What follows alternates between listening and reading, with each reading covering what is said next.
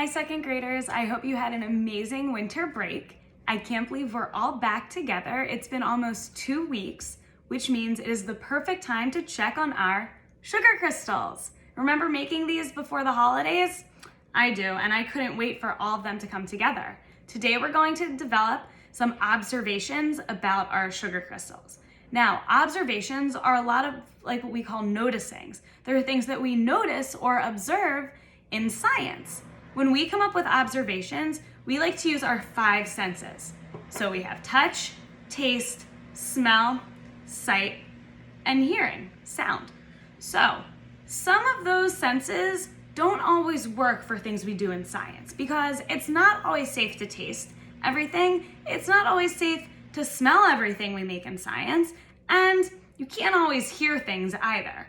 So today, we're really going to focus on sight and touch. So we're going to make observations about what our sugar crystals look like and what they feel like.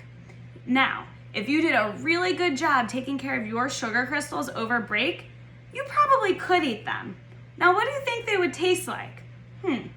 We left our sugar solution with the water sit out in the window by the sun. Now, let's see what we have.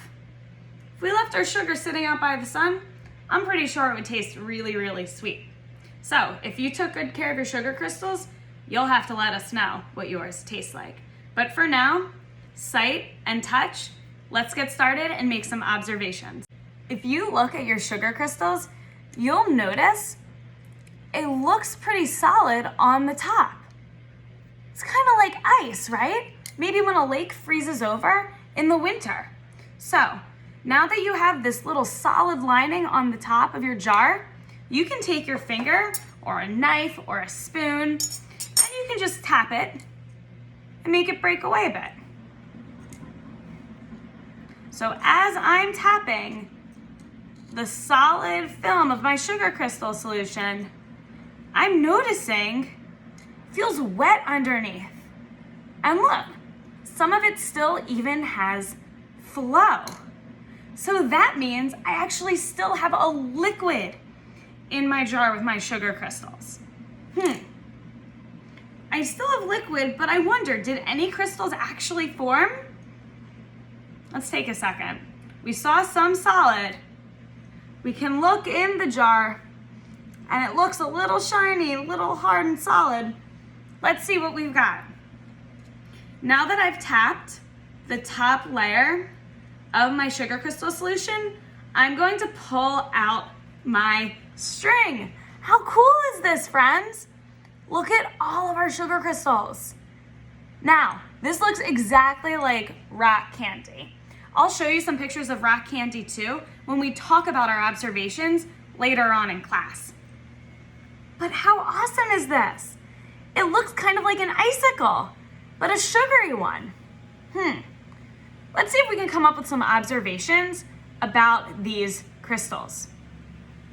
Well, they look hard and they look like crystals, which we kind of already know. But let's touch it. They're definitely hard. They're kind of sharp and maybe slightly sticky, right?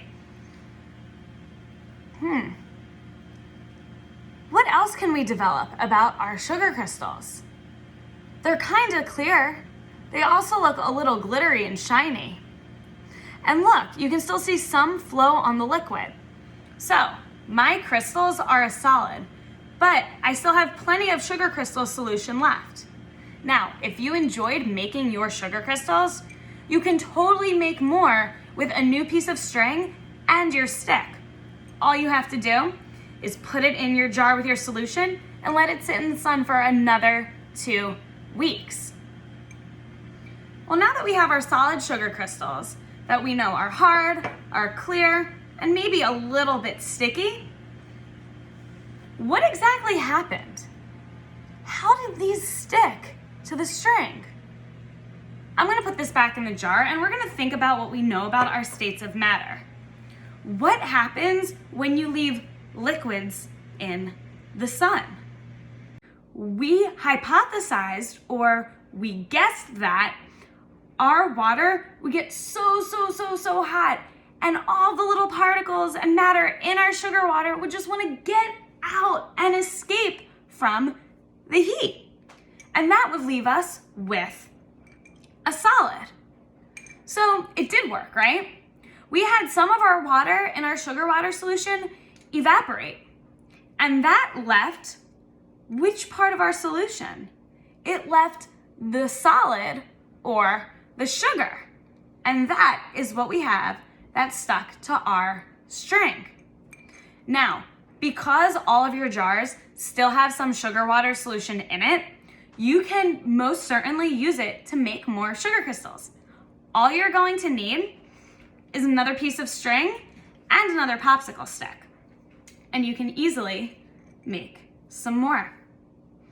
Now, let's see. I'm gonna taste this and I'm going to see how yummy it actually is. Yep, that's a sugar crystal, just like rock candy. Second graders, I hope you had so much fun making your sugar crystals, and if you're going to eat them, I hope you enjoy them and share them with your families at home. Thanks for watching, and we'll see you for our next experiment.